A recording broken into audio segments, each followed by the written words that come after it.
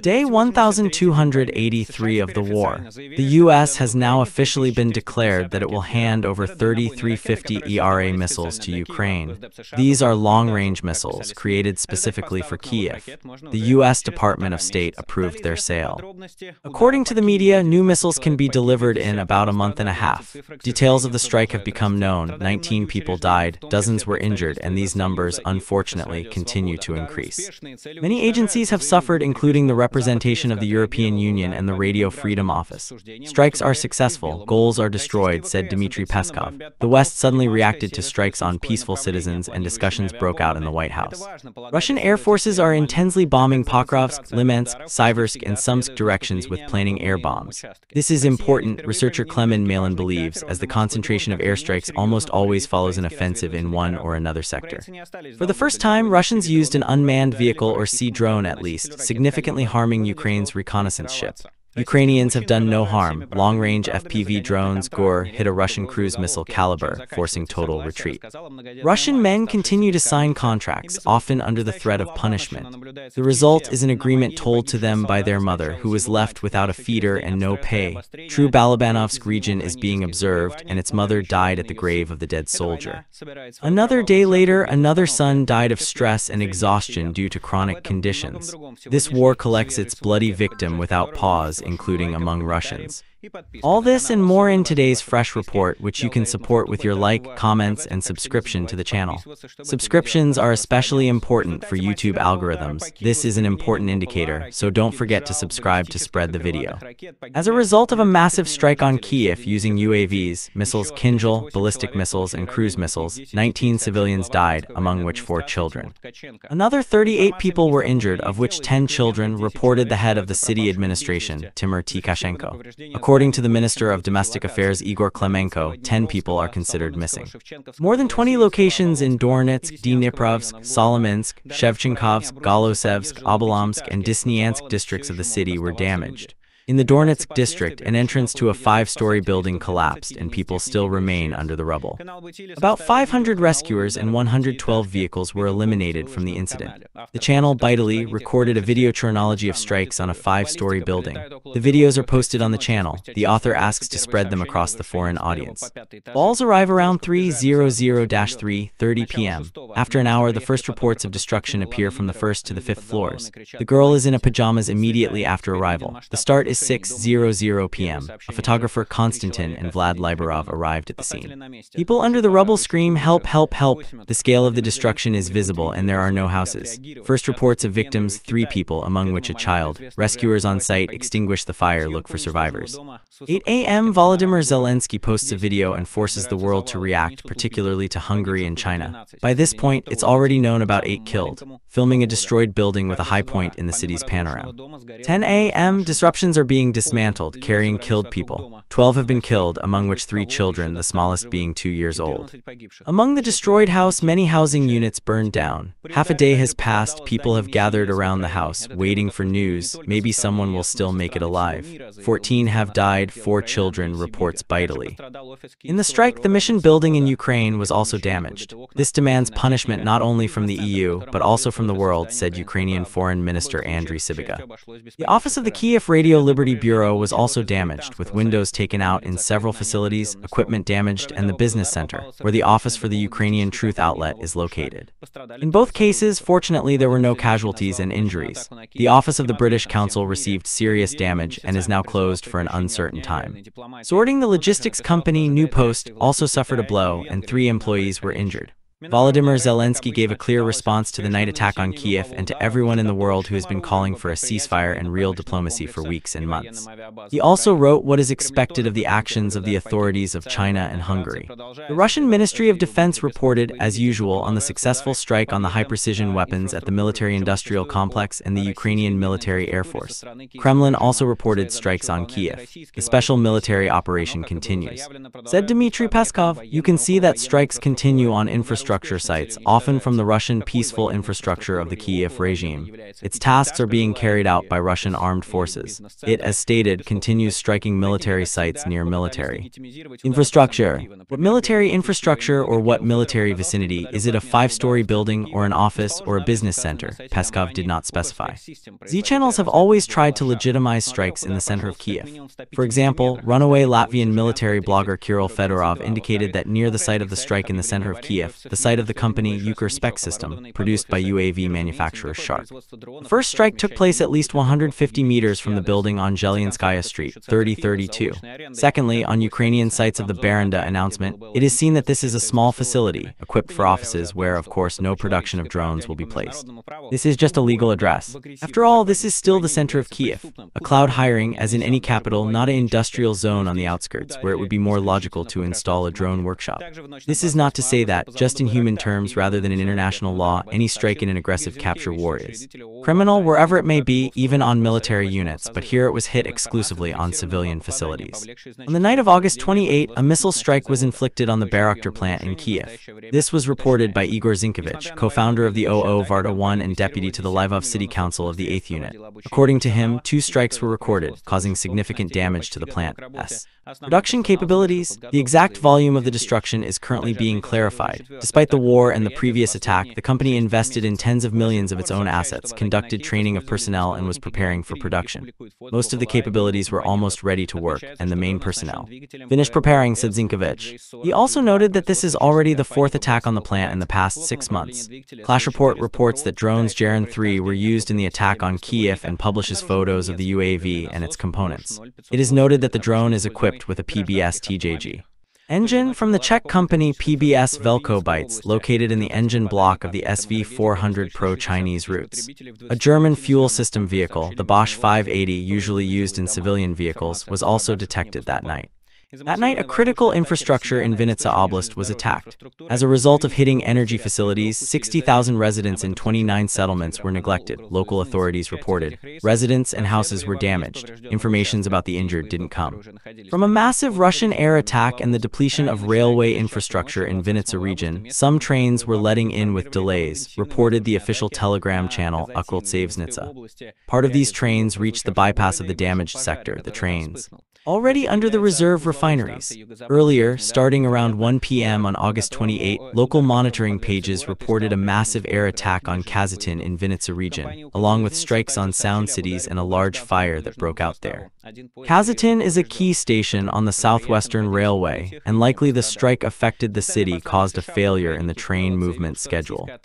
The railway company also reported a civil train strike, one train significantly damaged. Employees were in shelter and were not injured.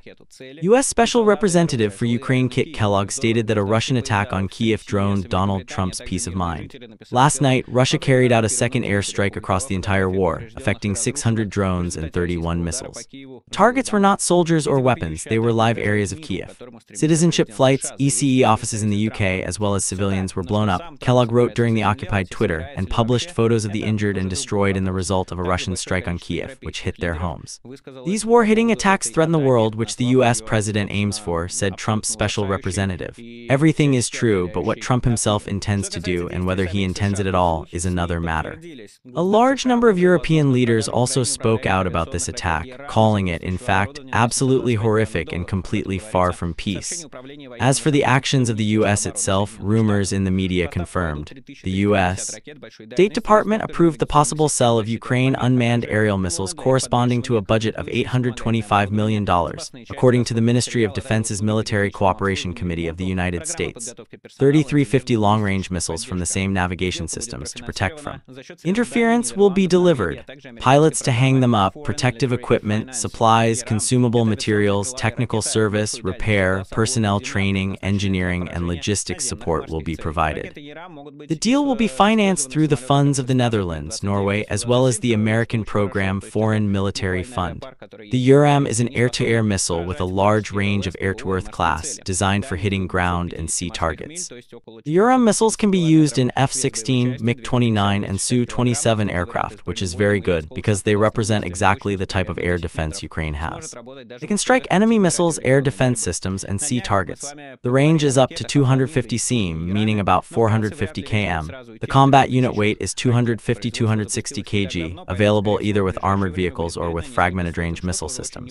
The accuracy is about 10 meters. It can even work under active radioelectronic combat conditions. We'll talk about missiles in a few days, Haflamingo, Neptunia, Yermak, but suddenly it's unlikely 3,000 will be released. Production started not long ago, so most likely a few hundred will be launched soon, which is also very promising. The US PACE plans a good 1,000 missiles per year, and Yermak is basically missiles created from scratch for Ukraine, a project launched some time ago, and now it has finally reached a point where Kyiv is already ready to be handed over. This will seriously increase Kyiv's capability for striking. At the same time, Kyiv is doing quite well without them despite the drone strikes so far. The fall of drone debris on the night of Thursday caused a fire in a forest near the village of Kryinitsa in Jelenchik, Krasnodarsky Krai reported. The village is just 10 kilometers from Vladimir Putin's palaces, about 1 kilometer long. After the drone debris in the forest, 3 points of fire appeared, reported Krasnodarsky Krai. Initially, the fire area was about 3,000 square meters, then increased to 7,000, the border fire center. Later, the area grew even higher, up to 32,000 square meters, the Ministry of Emergency Situations reported. The local fire blocked 23 people near the coast, the Ministry of Emergency Situations reported. According to the ministry, a cruise was sent. According to the head of the Jelenchik, Alexia Bogodistova, a rest base was evacuated. A helicopter was sent to the Ministry of Emergency Situations, but the wind hinders its operation, reported the head of the Jelenchik. Drone attacks last year affected Vladimir Putin's vacation. According to the project, Putin practically stopped flying in Sochi, where he used to spend much of spring and fall. A source explained this through the state head's fear of losing his life after drone strikes on city facilities. By March 2024, Sochi even demolished the official residency of President Balabanov-style. Now Jelenchik is under great pressure, though Vladimir Putin has been seriously surrounding areas where he's vacationing with air defense systems. Recently, 12 tanks were reported that may have taken part in striking these drones, but as we can see, Ukrainian drones are getting closer and closer to the places where Vladimir Putin may be. Before we move on, let me remind you that you can support this channel not only with your likes, comments, and subscriptions, but also financially. This can be on Patreon, the link is in the description, as well as by buying NVPN, a tool to bypass blockages. It allows you to watch YouTube at normal speed, use Twitter, Instagram, call WhatsApp, Telegram, Discord. Blocking media does not mean staying in information isolation. The state should not decide what to watch, listen, or read. You yourself have the right to do so. This right is an inevitable right which you have, and you can return it to yourself, including with the help of NVPN. The link to which is in the description. Buy NVPN, thereby support the channel and return the access to the internet. Well, for now, it is legal and not forbidden in Russia to buy NVPNs and use them. Well, we are moving on to other strikes by Ukraine. Yesterday, on the day of the strikes on the refinery in the Samara region and to the Krasnodarsk region, the first data of objective control appeared. And so, in the Yatseny project Cyberboroshnaya, it was noted that Sentinel, this is such a service with free private images in a low resolution, recorded fire in at least 2 areas on the territory of the Kyiv refinery. Also, in the image of Google Earth, it can be seen that the Russians pulled nets on them, and this did not help, Ukrainian Ascenters note. A joint gas and gas condensate were installed in the Siversk refinery. Analysts reported objective control data from local residents. The unit was put into operation in 1964, has a capacity of about 3.25 million tons per year, and was reconstructed in 2020. It serves to prepare connected oil and gas condensates entering the plant for further processing. Such fractions are identified in the process, such as pambutane, a stable light gasoline, and the remnants are cleared to be useful for using as fuel or material for other technological processes. If it is stopped, a significant part of the material cannot be prepared for further processing. The plant is actually losing one of the main flows, the Cyberboroshnaya summarizes. Such good results could not be caused by the long-voiced whining in the Z channels. I look at the strikes of Ukrainian anti-aircraft drones on our refinery, said military correspondent Alexander Karkchenko. In my vocabulary, there are no censor words to describe the situation. But what strikes me the most is that even after dozens of such debris falls, no one has been publicly arrested or sent to the barracks for full medical care in the conditions of military time. All means of countering Ukrainian drones exist, but there is no system, and fear has failed the task. And I think we should ask Putin who precisely protects his residents with air defense, not the Russian armed forces. For a long time, for a few days, there have been no resulting strikes on the Russian infrastructure. But yesterday, in addition to the refinery, UAVs attacked the Kryaz railway station. In Samara region, 3 trains were cancelled, 10 of them were detained, reported the Kyiv railway. Today, on August 28, they wrote earlier that as a result of a drone fall in the Kryaz station area, the Kryaz-Lepiag section in Samara region, a temporary network, was disrupted. 6 passengers and 4 city trains are currently being delayed. The maximum delay is 2 hours 14 minutes. 3 city trains were cancelled, the report says. In addition, a railway station in the city of Petrovsk was again attacked by a UAV in the Volgograd region, the governor reported. The forces of the air defense of the Russian Federation's Ministry of Defense reflect a massive UAV attack on objects in the Volgograd region's transport and logistics infrastructure. According to preliminary information, due to the fall of UAV debris, one of the technical structures of a locomotives depot in the city of Petrovsk-Kamyshinsky district caught fire. The fire was quickly extinguished, and there were no casualties, wrote Bycherov.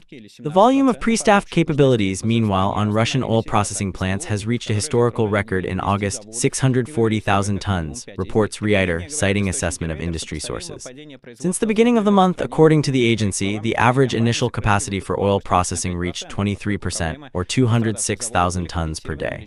Of these, 157,000 tons per day, or 17% of the total capacity of refineries in the country have stopped due to drone attacks, which have affected no less than 10 refineries and destroyed at least 5 of them.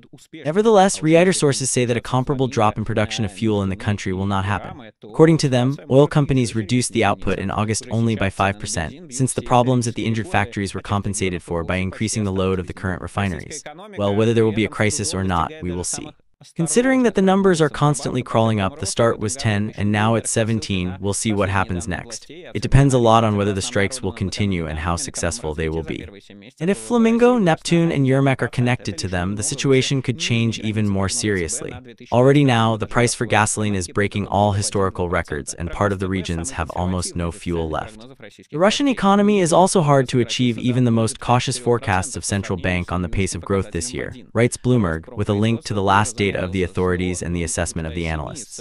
According to the data released to us on the eve of the development, the GDP of Russia has increased by 1.1% in the first 7 months. This is only a little higher than the lower border of the CB forecast for 2025, which expected a growth in the economy at the end of the year is 1.2%.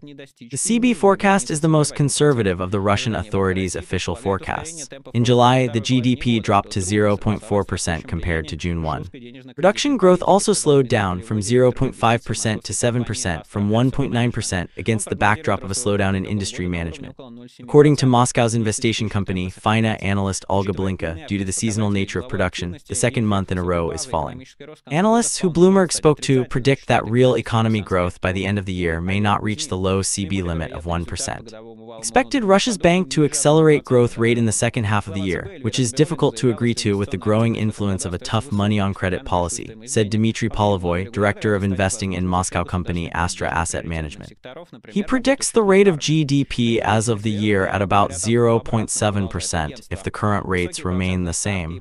Considering the inertness of indicators, business activity, and the high base effect, the economic growth at the end of the year could well become negative, says economist and Renaissance Capital Oleg Kuzmin. The most likely outcome for the year-on-year domestic product is under 1%, he added. CHB head Elvira Nabiulina stated that investing activity remains high this year despite the large cost of money. According to the regulator, this will be possible due to state support for priority sectors, for example, those working in the army. But independent researchers say it the other way, the agency continues. High percent stakes and drop in the company's gains are significantly affected by investment activity, Alina Astavieva noted. He is the commercial director of the Moscow platform of purchases Tender Pro. Results from the Tender Pro studies show a decrease in the number of investment projects by 13% this year. Officials are not in a hurry to agree with the negative assessments of experts.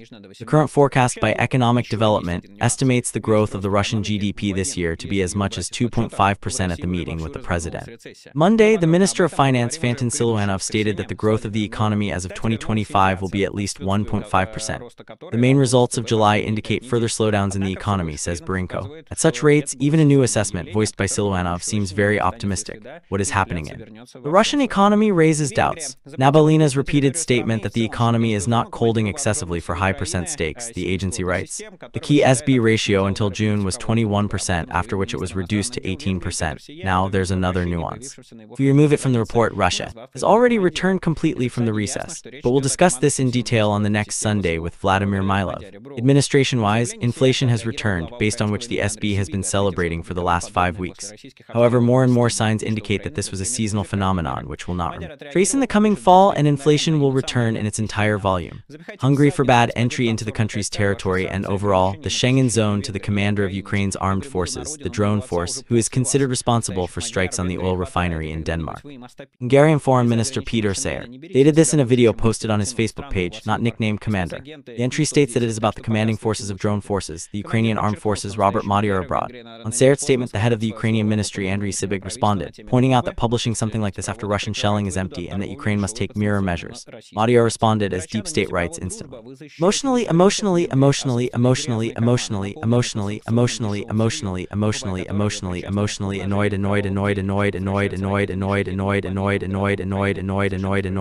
annoyed, Mr. Tansukostia, your sanctions are a restriction on visitation in Hungary.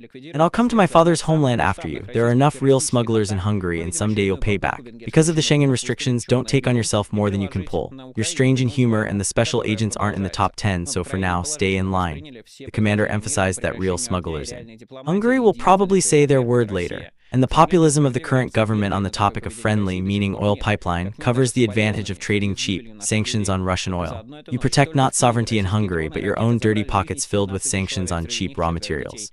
Ukraine, buying which you are involved in multiplying bloody money, returning missiles and shots across peaceful cities. Ukraine, completely fair, writes Madyar. Now, when our people are eliminating the consequences of one of the largest Russian terrorist attacks, we are seeing another attempt by Hungarian officials to lay out the black and white, blaming the ongoing war on Ukraine. We in Ukraine have positively accepted all peace proposals to end the fire and real diplomacy. And Russia is the only one who rejects them. There is no Hungarian reaction to Russia's behavior yet, not even sympathy for our people's death. Only last night and in Kyiv alone, Russian drones and missiles took the lives of 17 people, among which 4 children. Nevertheless, every day in Hungary, new accusation is heard toward Ukraine. Hungarian officials have reached the point of attempting to discredit representatives of Hungarian community in Ukraine for participating in defending our state and people. If Hungary has truly encircled Hungary and the entire Schengen zone of one of the military commanders, who is an ethnic Hungarian and Ukrainian civilian, can only cause indignation, the Ministry of Ukraine will explain all the facts and react accordingly. An interesting reaction of the Minister of Foreign Affairs of Poland, which also expressed itself while Russian missiles are shelling Kyiv. Hungary prohibits the entry to the brave ethnic Hungary, who dare to fight for the freedom of Ukraine. Commander Madyar, if you need rest and Hungary does not let you in, please be our guests in Poland. I am, for my part, always ready to provide Mr. Madyar with my sofa. The head of the SBS showed incredible results in this war and is one of the most bright and effective servicemen. Real hero Orban and his team clearly demonstrate what a traitor he is. Be good up for his actions, he paid off for the losses in power. It happen very soon in the upcoming Hungary elections, which I look forward to. Incredibly, naturally Orban is just claw, some kind of claw that must be removed, in the fact that Europe continues to deprive him of power and allows it to exist means one corrupt drop with his palace, he so influencing the politics of the entire EU is simply monstrous. It shouldn't be that way. This is what must happen. Yes, of course, Orban is just trying to pull money out. Every time he approves of this sanctions and so on, he drags it out. Orban should not hold a whole European Union in his hands anyway. Like once upon a time, Hungary really had a clear policy, one that fought against the gerontocracy, one that fought for policies that once prevailed, like Lukashenko once did. But instead of adequate country management, we got an authoritarian leader who is simply trying to become the one who thefts a lot of money, builds castles, and ultimately helps Vladimir Putin in every way. He must decide, and the more the EU is involved, the worse the consequences will be. And we hope that Orban will truly fly away in his previous elections, as his party is increasingly less and less popular in the country. Russia, using UAVs, is collecting intelligence about the the routes the US and European countries use to transport military cargo through eastern Germany, reported the New York Times, citing American and European military officials. Official US personnel confirmed the flight fact but stated they couldn't monitor the incident. They believe that Russian or people working in Russia's intelligence service are in charge of the drones. It is assumed that data collection is being done for the sake of sabotage acts. According to experts and representatives of Western intelligence services, after the peak last year, the number of sabotage this year has significantly decreased. Partly due to the strengthening of Europe's security peace and the assaulting American and European intelligence services, according to the head of the European-US Command, General Grinkovich. Nevertheless, we still need to act more actively because, once again, Russia is already waging a war with Europe. Europe would rather not close its eyes on it. According to Deep State, Russians have advanced near Zverevoye, south of Pokrovsk. Presence of Russian armed forces in Pokrovsk itself, and especially city battles, which various Zetniks write about, do not confirm. Overall, the situation near Pokrovsk seems once again to be more or less stabilized, although more likely after Ukrainian forces managed to hold a Russian breakthrough at Dnipropetrovsk. How they did it, I told in a recent video. Look if you missed. I will note, by the way, this is already the second video about the success of Ukrainians in the defense of the Pokrovsk direction, and I are old enough to remember how the day last year Pokrovsk was given for a few weeks, and also remember a few months ago they told how the Sumy will be captured here and there, and also remember last year they told how Kharkov will be captured here and there. It irritates me that when this hype and expulsion goes on, everyone is like yes, yes, yes. Now there will be a landing in Kherson, a capture of Kharkov, Pokrovsk remains, and accordingly Ukraine will win. This has been happening for 2 or 3 weeks now, and so on and so forth, and everyone is commenting very actively. This has been happening for 2 or 3 weeks and so on, and so everyone is commenting very actively. But when it turns out that nothing from this Russia could achieve, literally nothing, neither in Sumy region, nor in the Kharkiv region, nor in the Pokrovsk direction, reached its goals, everyone somehow forgets that it was just recently reported that all this will be captured. Why is it important to note this? Not to, I don't know, humiliate, but to understand that the desire of Vladimir Putin and the Russian army does not correspond to the capabilities of Vladimir Putin and the Russian army. In order to adequately evaluate the front line and what is happening on it, the nonsense needs to be constantly observed by everyone so that there is no look how much Russia has captured there. No, less than 1%. Moreover, in 2022, Russia controlled more territory than it controls now. Not to say that by October, I remind you, it was such data that President Trump was given by part of the researchers who consulted him, that by October Russia can capture the entire Donetsk region. Why the hell will Russia capture Donetsk region by October? What are you talking about? Yes, by October 2025, I will emphasize. Some gave him normal assessments and some said, well, perhaps by October all the Donetsk region will be captured. Well, that's it. Well, that is, in order for it to be understood and in order for the consequences to be understood, not to extrapolate for previous successes, but just to understand how all this works, it is important to track down not only where Russia began the offensive on Kharkiv, began the offensive on Kherson, began the offensive in the Zaporozhye region, but to track down how it ended. Spoiler, nothing. In order to somehow calm oneself, in order to adequately perceive what's happening in reality. For example, by understanding that it's impossible, emphasizing the deal that Ukraine will give Russia and the Donetsk region on, just based on reality on the ground. This is not an option, it cannot be considered. You can't consider it likely, just because reality on the ground doesn't meet Russia's ambitions. Deep State notes replenishment of troops in Zaporizhia and Mali and Dnipropetrovsk regions. Fighting is ongoing on the border area of the regions, and close targets for a Russian offensive are hardly being seen. Russians are still advancing just for the sake of the offensive.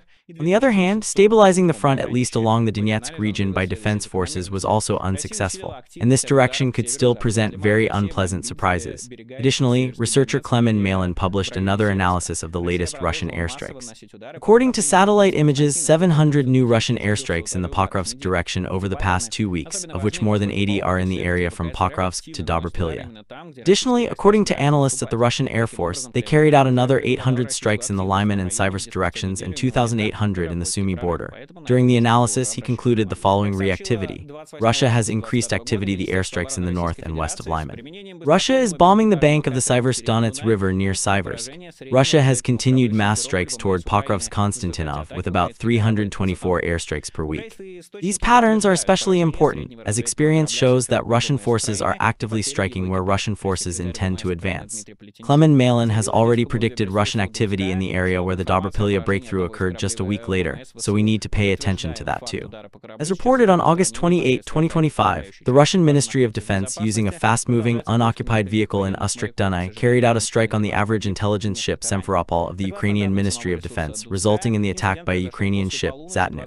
Ukrainian sources confirm the defeat of the average intelligence ship Simferopol in the Ukrainian Ministry of Defense and the losses carried out by its crews. Ukrainian cross-sector Dmitry Peskov stated to the Odessa Dumska website that information about the death of one of the ships at the Ukrainian Ministry of Defense, we confirm the fact of the strike.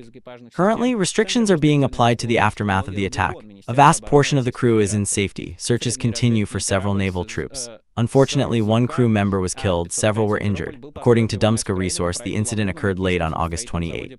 Medium-scale reconnaissance ship Simferopol was on the Danube River when it was struck by a Russian naval uncapped cruise. As a result of the explosion, a breakthrough occurred from the SRZK and someone boarded it. Part of the team's personnel are considered missing. According to several sources, a strike on Simferopol was inflicted recently on the enemy's command. The ship was built by the Marine Unmanned Systems Unit of the Rubicon, Russian Ministry of Defense. The secondary reconnaissance ship, SRZK, a 505 Simferopol, was built for Ukraine's Navy under the Lagun project at the Kyiv shipbuilding plant pad plant in Kuzna-Narobolskoye, formerly Leninskaya Kuzna, based on the unprepared core of the mid-fishing cobbler A502EM project. The actual construction of the ship as a reconnaissance ship was started in 2017. In Kyiv on April 23, 2019. This is a new, quite serious threat not only to the fleet but to the entire coast infrastructure of Ukraine. It is interesting that it appeared only now. I expected this much earlier. Since Ukraine has started to mercilessly humiliate and destroy the Russian Black Sea Fleet, it seemed obvious to me that Russia could quite quickly understand that it was possible to do the same, that it was possible to make a lot of backups. And based on terrorist considerations, Russia launched them on ships, including those carrying goods and so on. But all this did not happen. That surprised me very much. And apparently there, after 3.5 years, the Russians understood that successful practice of the enemy could be used. Sergei Flash by Skresnov recently warned a Ukrainian specialist in the field of drones, pay attention to the sea drone on the video dedicated to the year of the creation of Rubicon. Unfortunately, apparently in the Ukrainian leadership, no warning was taken yet until the fired tongue didn't sting. Unfortunately, this often happens. But nevertheless, Ukraine will now have to understand how to counter unoccupied drones. Another thing is that this must be done not too clearly, because if Ukrainians manage to come up with something that will be very effective against unoccupied drones, then Russia, of course, will try to take it very quickly. Because I remind you, the Chornomorsk fleet, Russia is still closed, absolutely deadlocked and deafened. And that's why Russia can't use its fleet at all in the principle, the way it wants. Today, it became known about another episode of war on the sea. In Hungary, it was reported about a strike in the Azov Sea to protect Crimea from the Russian small missile ship Project 21631 Buyanem. Carrier Kalibr showed video strikes on the ship by long-range FPV drones. Ukrainian intelligence claims that as a result of the attack, the Russian ship was injured and left the combat hold. Z-Channel Military Informants notes the extremely weak air defense of the 21631 project and concludes that it is unable to counter Ukrainian drones. It is not the first ship of this rank to receive damage during the Russia-Ukraine war, as the outlet Militarny. The launch of a Volga, one of the ships damaged under unknown circumstances, was noted back in June 2022. In April 2024, the Serpukhov missile ship failure occurred as a result of sabotage in the Baltic of the Kaliningrad region. In Russian regions, idiots wishing light money for killing Ukrainians are gradually dying, and the number of contract soldiers is being replenished in any way. In Chelyabinsk region, an 18-year-old boy was forced to sign a contract for military service under pressure from the police in the village of Kachkar. A scandal around the situation broke out. According to him, his family, a young man, was effectively forced to sign documents charging the police for threatening criminal prosecution, though he turned 18 in the fall of 2024. He did not receive a certificate in the army. I was admitted to the PPS. I was taken to the department, and Kyiv began surprising me either because of the zone or because of the contract. I signed the contract. According to Ilya, the reason for his arrest was a conflict with a friend in the neighboring village of Sanarka. However, instead of standard administrative investigation, the police began to force him to sign the contract. A staffer named Kyiv, threatening him with criminal sentence, stated that he could solve the problem only with one method, by signing the contract for service. Father Ilya said that his son had signed documents under pressure, although he had a legal right to be released from captivity. The young man went to a correctional school, assumed diagnoses, allowing him to leave service. He also didn't go through a medical commission. According to his relatives, all the contracts were signed by a police officer. Local authorities reflected the violations. According to them, the young men were given about a week to reason and sign the contract. But Ilya's father claims the opposite. His son was complaining about the strong pressure from the police. Nizhny Novgorod Channel recently reported that not long ago, a man with psychological disorders in Penza region was forced to sign a contract with the Ministry of Defense. This is happening more and more often because more meat is needed, and the number of people ready becomes fewer and fewer. What ends most often with signing a contract, another story follows. A wife and a mother-in-law of a dead soldier at the special military operation recorded an appeal to the chairman of the Investigative Committee of Russia and the president of the Russian Federation arguing for help. A mother-in-law with 10 children lives in the old Kazmyadmyanovskaya, Tambovskaya region. After her death, she received no payments or support, in response to appeal to the local administration, including the governor of the region. She gets only pointless messages, despite social guarantees promised to the wife and the mother-in-law. I was left alone. My mother has 10 children. My husband signed a contract, went to the SVO, died. Now there are only advices and negotiations. No payments are being made to us and the children. No pay was made to the Istanbul governor, to the local authorities, or to the Kyiv chief, saying, everywhere there's refusal. Even if my husband died, he was alive, he wouldn't have helped. He worked, earned, and I was left alone. There's no help anywhere. Everyone writes that children are being helped a lot by the special military operation, but not for me. Everyone writes that it's not appropriate. Even the payments were denied. The mother hero didn't agree. Even the fact that her husband died and that I alone was left behind by a multiple mother with 10 children. 5 will go to school. No one asked me how to put them on, what to buy. The payments were also denied. Now I have 1 child, 10 children, and I have no one to help. In addition, the mother hero also added to the appeal, expressing regret for the indifference of the local authorities to the old age women. I'm a grandmother of 10 children. My son-in-law signed a contract and went to the SVO. He is dead. My daughter is left with 10 children. No one came to help. They didn't sympathize or learn how it works here, how it deals with children, how it controls itself. They didn't come. They didn't. We are only addressing the Tambov Regional Administration and the May 1 administration. There's no help at all in the local administration. We ask and refuse everywhere. Everyone is laughing at us. A large mother gave birth to 10 children. When we watch on TV, officials say, give birth, we will help, but a mother gave birth to 10 children, laughing at us. For whom she gave birth, to whom she gave birth. Help us, please, we ask of you, we very much ask of you. Don't leave us without attention, please. Don't leave us without attention, please, we ask of you. And I ask you, Grandma, to help me. I miss my granddaughter so much. I miss my daughter so much. She is like a bull, because of the man and because of the woman I work. You see, it often happens that many relatives of the dead worry only about the money, and they care about the money, the payments, and in fact, for this they send their husbands to war. But there are stories where relatives sincerely worry about the loss of a close person, and such a real Balabanov story is quite tragic. It happened in Chita. In the city of Balai, there is a tragedy of the separately taken family of Sharopovis. Their 3rd mass graves are planned in a month. In the summer, the family received a funeral for the son of Maxim. Maxim, a war participant. The military commissariat reported that Maxim died on June 23, 2025, in the DNR. Maxim signed a contract with the Russian Ministry of Defense after an emergency service in 2021.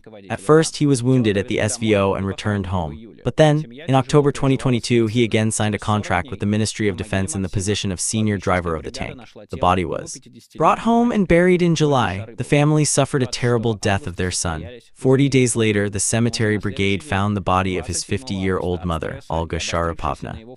On August 27, her burial rites took place. But the next day, August 27, a concerned son of Sharapovna died. He parted with his mother at the cemetery, reached his relatives in dire straits, and was twice discharged, but did not make it, reports journalist Cheddar. The deceased has a wife left. Sharapovna's adopted son was to die on August 30 next to his mother and brother, alone in the cemetery. In Sharapovna's family, a disabled father remained, along with 2 underage children. Payments for Maxim's death have not yet come and documents haven't been filed, journalists tell Chadaru. This is a story about those who sincerely worry about losing their loved ones. And yes, of course, this is a story about Russian soldiers and their relatives, but believe it or not, it's pretty horrific. 3 people were killed by Putin in that war, that woman's son, her mother, and her second son. And make no mistake, don't go to war, don't let your loved ones die, because besides the fact that the Russian army is a fascist occupation army and an unwavering embarrassment to anyone ever entering it and participating in it, it's also an endless conveyor of death that never ends. For your family and loved ones, you will at least get a person who won't be able to socialize, will be injured, will die, and you will have to take care of him your life, and to the best of it, he will of course die there. Alas, you may follow him if he is really a very dear and loved person to you, as was obviously the case for that person and his mother, and as he was very important to her, and as his mother was important to her other son. In general, it is truly a Balabanov story and a terrible story that shows that Vladimir Putin in this war killed not only Ukrainians, but also Russians. And therefore, if you are some kind of Z-patriot, some kind of nationalist, some kind of I will take care of Russia, I will take care of Russia, and so on, you know that as if this is a war in which the Russians are currently dead much more than the Ukrainians, because Russia fights with meat and therefore its losses are much more than the Ukrainian ones, 3 to 4 times, so even if you are the most tired of Putin's supporters of the destruction of Ukraine and all that, and the great Russia, its resumption, or as you like, the court, then you know that this war makes Russia everything weaker and weaker and weaker economically, internationally, militarily, and in part, in principle, in population, and especially me in this sense am surprised by xenophobes who say that migrants are not a place and that's it, let's drive them out of the country, but the less Russian men remain, the more migrants come. This is naturally because work does not go anywhere, and then they are outraged, and why is there not a single Russian face in Mariupol and so on? That's why I don't treat xenophobes, that's why I don't care about Slavyansk or not Slavyansk. But if for them this is such a system of value, then it is more surprising that they continue to support this war, which literally becomes less of what they care most about, that is, about the ethnic Russian population. Well, at least you can make people say that they care about them from their posts, where they constantly whine about the fact that look how many migrants there are and how little Russians are becoming. So thanks to your support, the participants of all this becomes, in general, hold on to the Russian army. If you get into it, write to the children of the forest, they will help you desertion. Well, remember that in the first place, participating in the Russian army is a crime against humanity in principle, because Russia destroys Ukraine, destroys with missiles, destroys on the battlefield, destroys civilized people constantly. This is a monstrous crime, an unwavering embarrassment for many generations to come. Well, Michael Nacke was with you. All the best. Bye.